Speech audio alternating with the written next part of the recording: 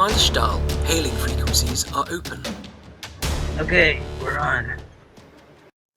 The opinions expressed in tonight's podcast are those of the individuals speaking. They do not necessarily reflect the views of HarrisFilm Productions or its other crew members. How's everybody tonight? Doing good. Good deal. Everybody ready? No, I'm not ready, but go ahead. You're being funny. Okay, Yeah, I got it. I got That's what I was trying to be. it. Greetings. This is Steve Harry Harris and the HarrisFilm crew with another fan film review. Tonight we have with us Ken Mays, special guest Ian Burke, and our regular Roy Ivey. HarrisFilm has entered the 2024 Showrunner Awards and were 2 of 27 entries. I'm not sure exactly what specific awards that they put themselves in for. Tonight, we're going to watch a movie called No Good Deed. So here we go.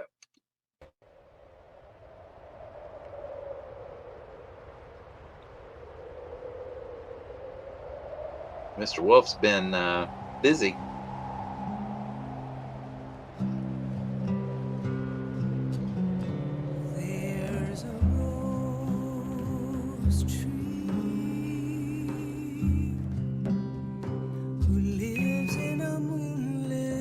Computer pause music.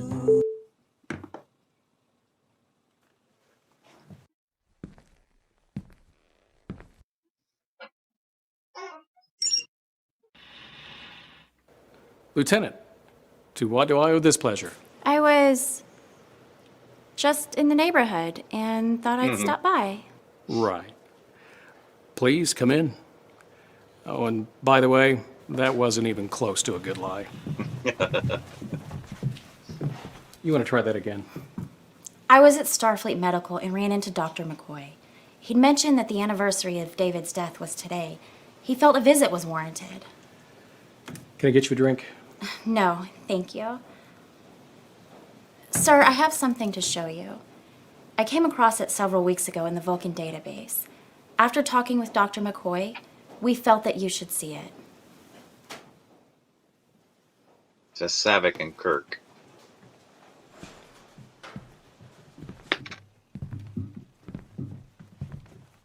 Sargon. Is Sargon.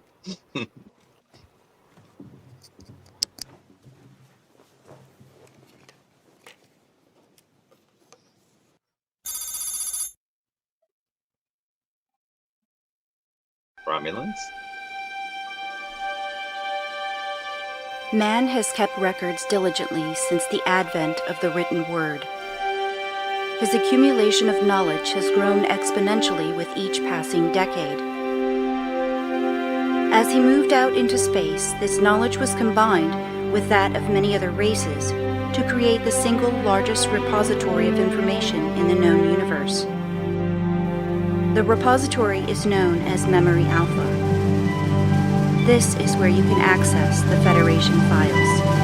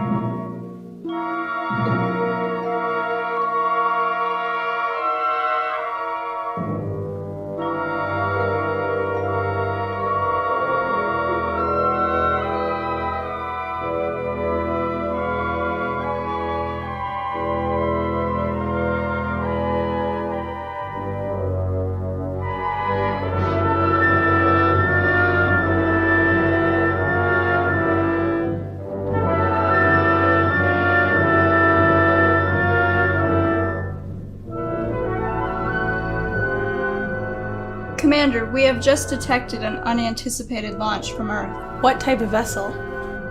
It is a nuclear-powered transport-style vehicle. It is most likely one of those cryonic storage facilities.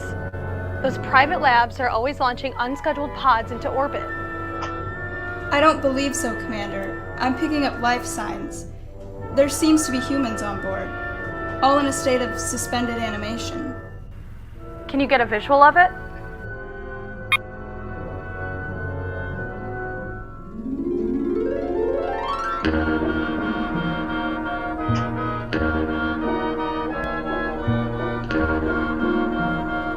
This DY-100 class Earthship was designed for interplanetary voyages only. Its main use thus far is to transport personnel and supplies to and from Martian colonies. It is being refitted for manned exploration of the moons of Jupiter. The unscheduled launch of the DY-100 sleeper ship from Nevada is not only unusual, but very dangerous. Nevada? Dangerous? In what way? Verl, inform us of your findings. I was able to access the main computer of the ship. While humans Possibly have a never reference left to their Great solar Cox's system, novels. the program course will send this ship out of this solar system and into the next. The trip will take decades. Interstellar voyages without warp capability are risky, but not without precedent. The danger with this particular ship is that it has already sustained damage during its launch. Failure is the greatest teacher. I am unclear as to your concern. This ship has a coolant leak which will cause the nuclear generator to overheat and explode in 157 days. I can assume that all of the crew will be incinerated, and the ship will be a total loss. Correct. To quote a human saying, let nature take its course. Therein is the dangerous problem. The explosion will occur directly above Io. The radioactive fallout will kill all life on that moon. So while we are compelled to not involve ourselves in human affairs, the extermination of all life, microbial as it may be, by a human accident is not natural. Are you suggesting that we interfere in some way? There are three viable options. 1, do nothing, resulting in the complete annihilation of an organically developing biosphere. 2, attempt to change the ship's trajectory, allowing the explosion to occur outside the range of any stellar bodies. 3, repair the ship and allow it to continue its voyage. Choices 2 and 3 would require a boarding party. Changing its course could risk the humans investigating the faults and discovering our presence. If we repair the leak and let the mission continue, the humans will be unaware of any activity. Allowing the vessel to continue will not guarantee its success, but does allow Io a chance to evolve naturally. Varul, modify our shuttle's airlock to allow docking the DY-100. We can go aboard as it passes into the blind side of the moon.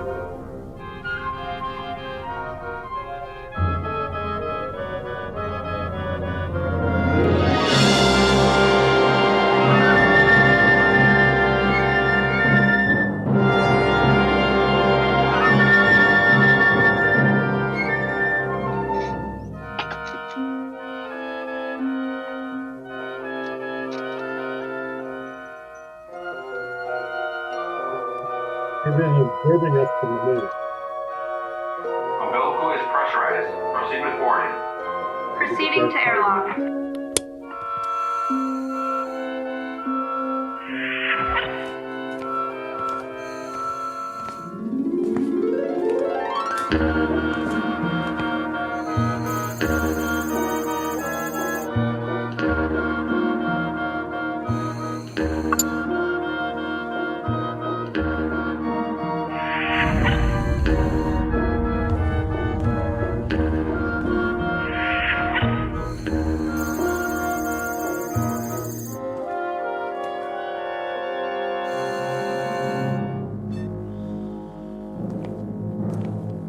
Good job. They built the set. I don't know. It looks like it. Yeah. Parole, They built that. to a port. It seems that you have triggered some type of alarm. Evacuate. You must not be discovered.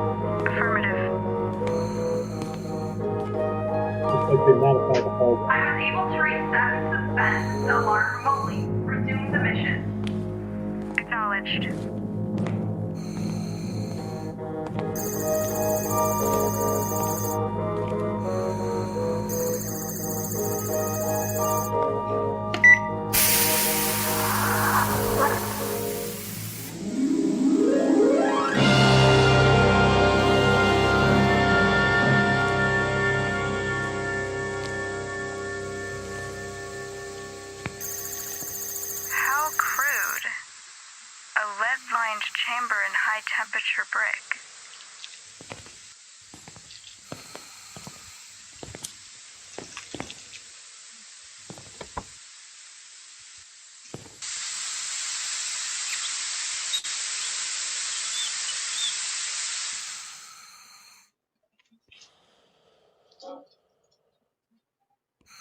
Interesting brick wall.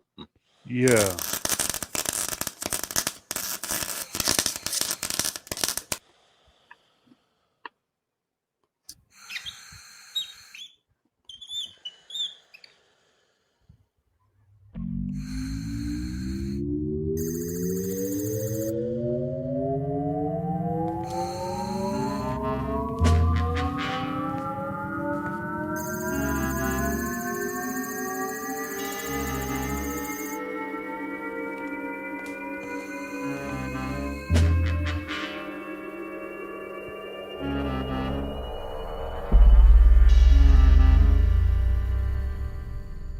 Now that Io is safe, we can return to our scientific mission.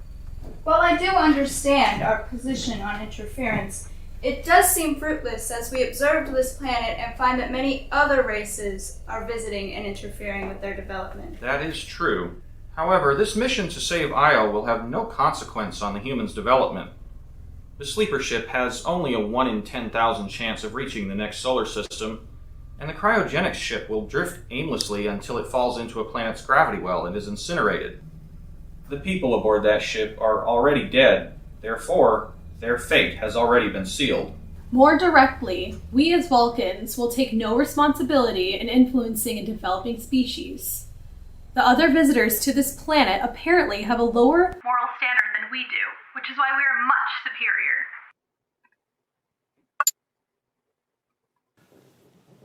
I appreciate you bringing this to my attention. But what I don't understand is why Spock wasn't able to find this out during the initial search for records on the Botany Bay all those years ago. Sir, many records obtained through our listening posts are considered important to the security of Vulcan.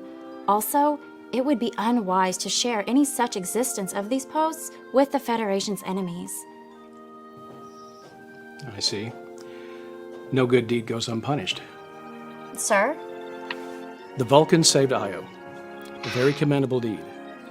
However, the end result was unleashing a ship full of tyrannical humans who ultimately stole a starship, which led to the death of my son. I believe that Dr. McCoy felt that through sharing this information with you, it would illustrate that the saving of the crew of the Botany Bay by the Enterprise was not the only determining factor in the ultimate fate of David. I believe he would say, "You cannot blame yourself." I appreciate the sentiment. So tell me about David.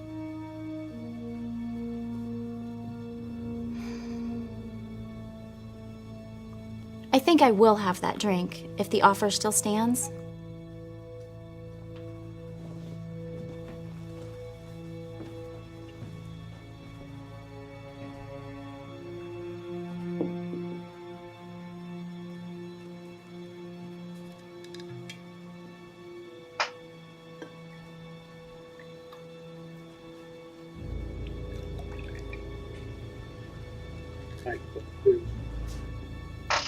What would you like to know? Did he ever ask about me? Just once.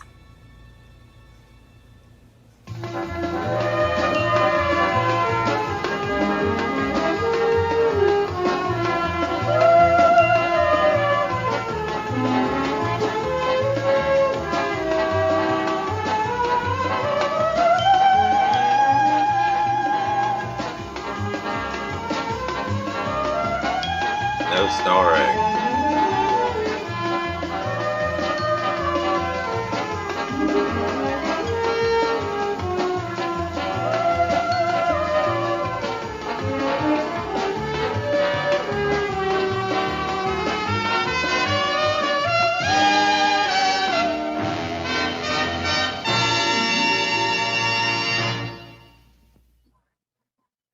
Okay, First of so all, you go first. I say, hey, 2 thumbs up.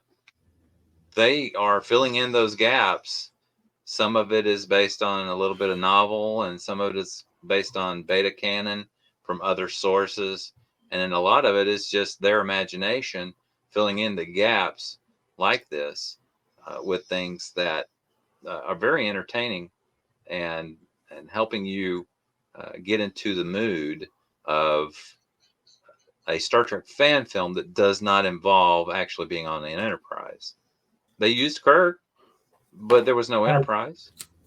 Yeah, I liked their use of Kirk in this, especially since they've used that actor before, and Right. he played George Kirk, the father of Kirk. So for their mind, I think he probably popped up quicker as a stand-in for Kirk.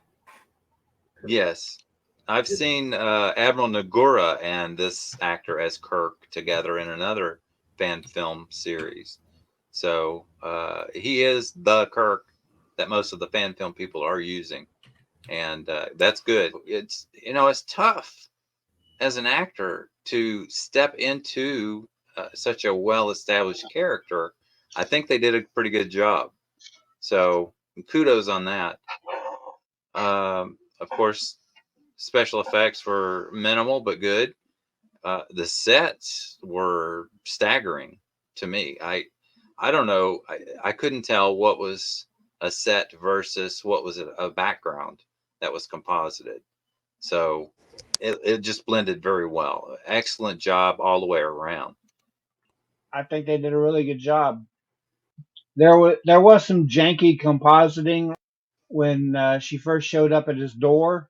Mm-hmm. Their eyes were not meeting each other. She was looking off in a totally different direction, and he was looking straight ahead, and you could tell that they were composited at different times. I wasn't sure if that was it or they were just avoiding each other's gaze. Saavik, being a Vulcan, would not be avoiding his gaze. She would be looking right at him.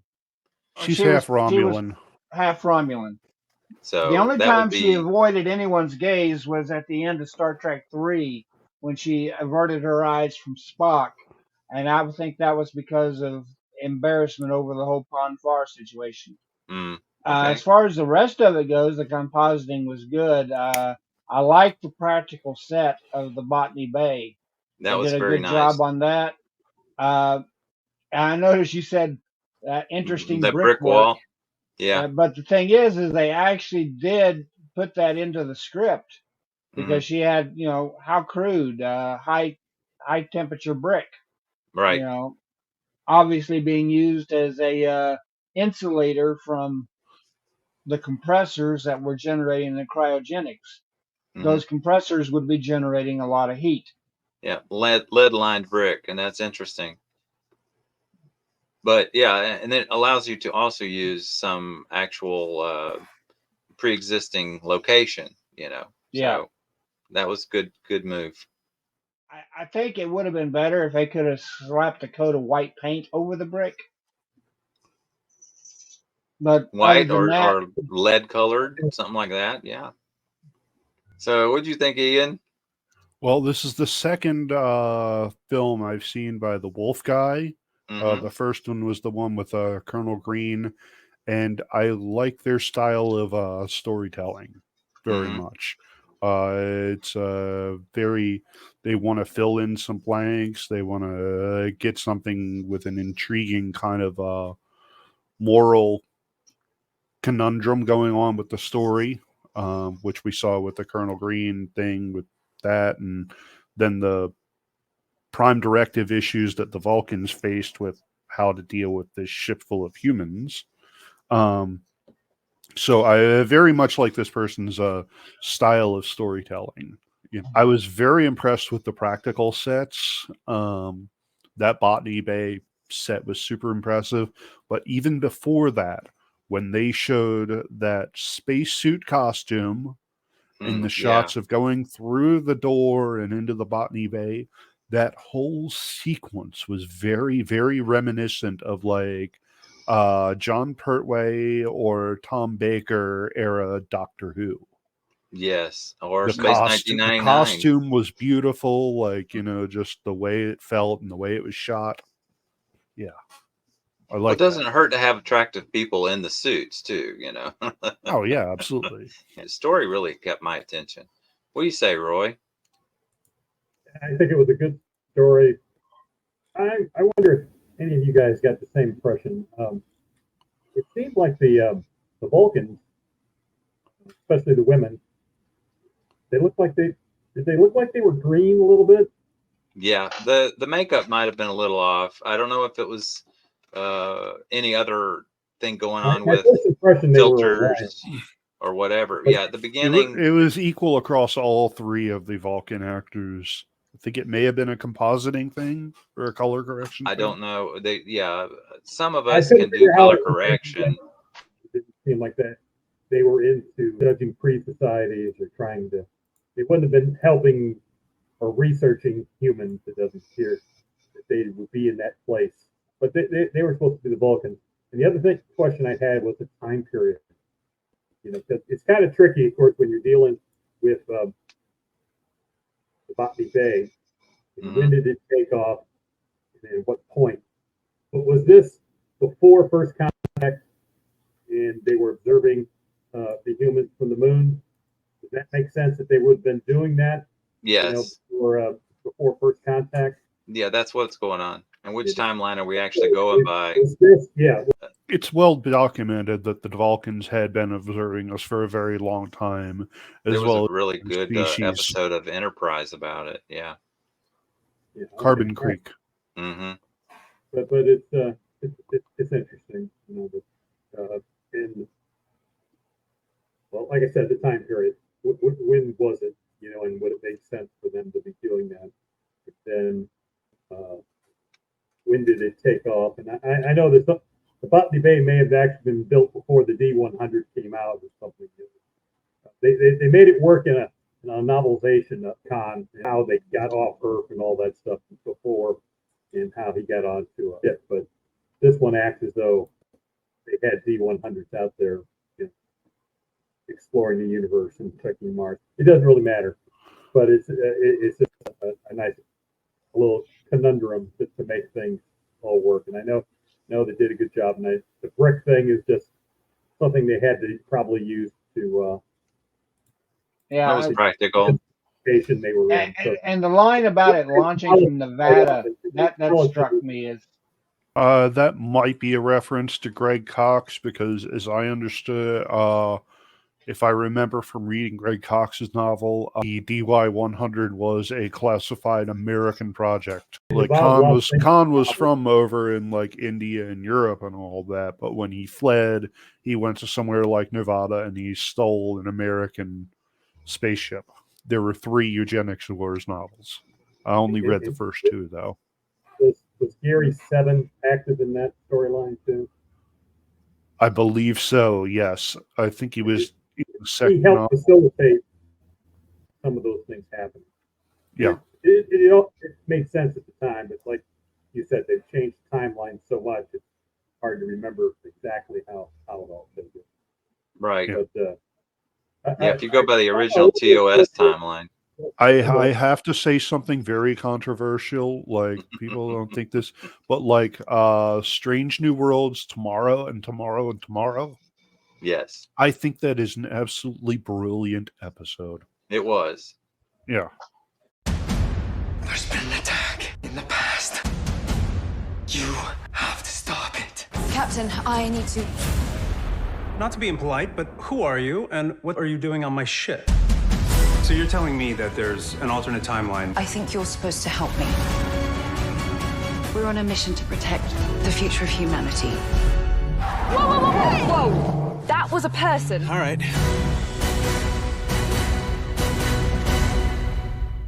It really wrapped everything up to sort of correct the criticism directed towards Strange New Worlds up to that point. Including the way that the interiors look and that kind of stuff. So just watch that episode of Strange New Worlds and you'll get what we're talking about. We don't have time to go into all the details, and it would really detract from your experience. But spoiler alert, it wraps things up with the timeline situation And the fact that, yeah, okay, Khan was supposed to leave in the 1990s, but, you know, time keeps correcting itself whenever something happens that prevents Khan from leaving. So there you go. They did a great job on that. Same with you guys. Okay. Yeah. Of course, color correction would be great if you could get the guys to look not so green. That they were Leonard just Nimoy has looked green in some scenes. right. It Okay. depends on the Where they lighting did and makeup and the lighting, so there could be in like an homage thing. And there's personal choices too. Mm-hmm. From like an artistic style point. I have my dry dock designed by Bobovich. I set my dry dock lights to this shade of blue, and it illuminates the hull, and it's an artistic choice. It's not canon. It's just I like. Oh it. yeah.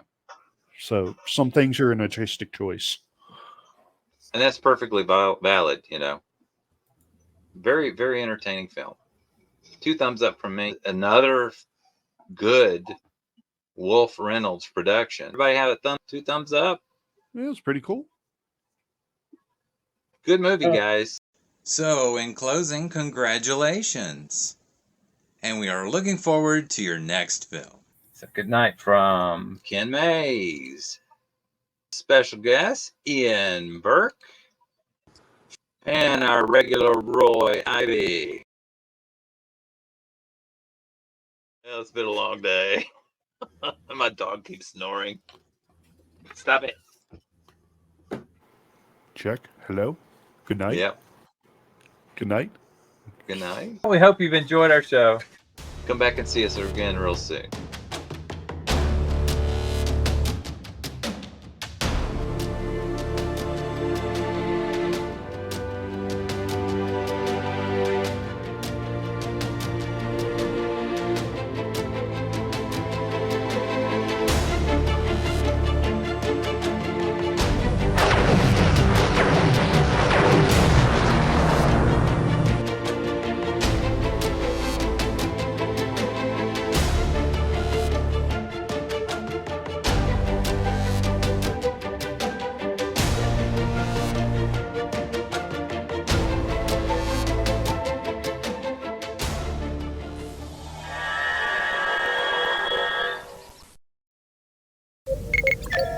Hailing frequencies are closed.